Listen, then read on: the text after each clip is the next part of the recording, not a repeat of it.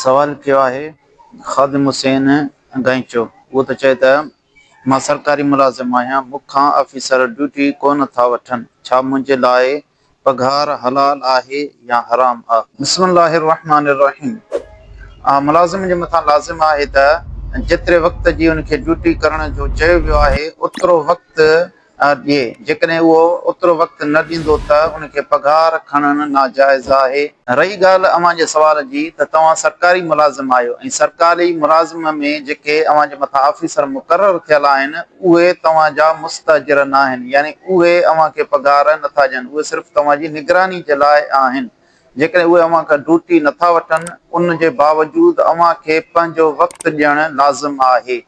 जेकॾहिं अव्हां वक़्तु न ॾिनो त अव्हां खे पघार खणणु नाजाइज़ ऐं हराम थींदी। पर जेकॾहिं अव्हां पंहिंजो वक़्तु ॾिनो आहे ऐं उहो भली तव्हां खां कमु नथा वठनि उन जे बावजूदु बि अव्हां खे पघार खणणु जाइज़ आहे।